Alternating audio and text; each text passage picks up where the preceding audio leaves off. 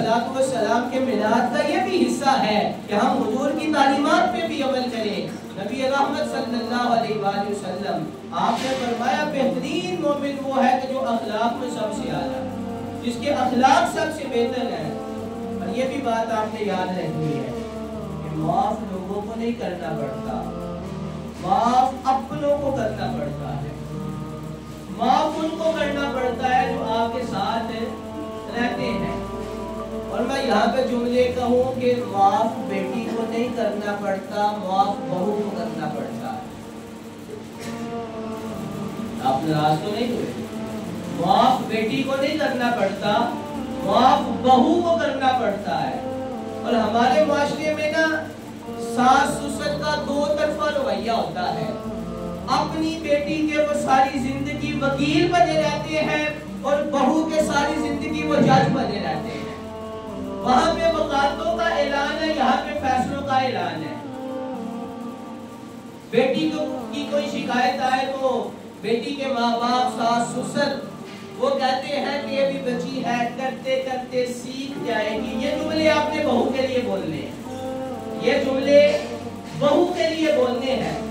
जब बहू को गलती करे वहां पे हमारा रवैया और होता है, बेटी गलती करे तो वहां पे रवैया और होता है।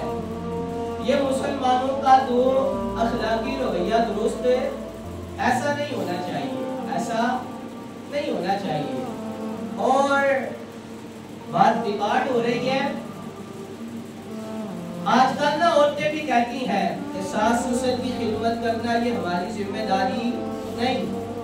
बिल्कुल ये बताएं जाके कि सास ससुर की खिदमत करना बिल्कुल ये तुम्हारी जिम्मेदारी, लेकिन अपने शोहर को राजी करना ये तुम्हारी जिम्मेदारी है। और उसको राजी करने के लिए तुमने सास की भी खिदमत करनी है, ससुर की भी खिदमत करनी है। और ये बातें ये जाके बेटियों को बदलानी है। जैसे लोग बीवियों को बदलाने के लिए ये अपनी बेटियों की तरबियत के ये बातें जाके उनको बदलानी है। अगर हम इस तरह चले, सास ससुर बहू को अपनी बेटी समझे, बेटी कहना हो रहा है बेटी समझना, बेटी समझना हो रहा है। अगर वो बेटी समझे और बहू अगर अपने सास ससुर को अपने वालिदैन की तरह समझे, हमारा मुआशरा 90% ठीक हो जाता है। हमारा माशरा तो गलतियां दोनों तरफ है, गलतियां दोनों तरफ है। तो दोनों तरफ से अगर थोड़ा थोड़ा झुकाव आएगा, ये भी थोड़ा झुकेंगे वो भी थोड़ा झुकेंगे, तो मामला बड़ी हद तक बेहतर है। बड़ी तलाक़ें होने से बच जाएंगी, बड़े घर टूटने से बच जाएंगे। तो माफ उनको करना पड़ता है जो हमारे साथ है। भाई देखो ना, जो बंदा मेरे साथ है गलती भी तो उसने करनी है। कभी कभी अब जो बंदा सारी जिंदगी काम कर रहा है माफ आपने करना है उसको। अगर आप ऑफिसर हैं तो आपने अपने मुलाजिम को माफ करना है।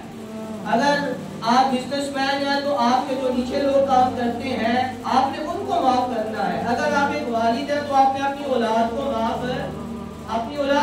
करना है, आपने अपनी बीवी को माफ करना है, आपने अपने घर वालों को माफ करना है।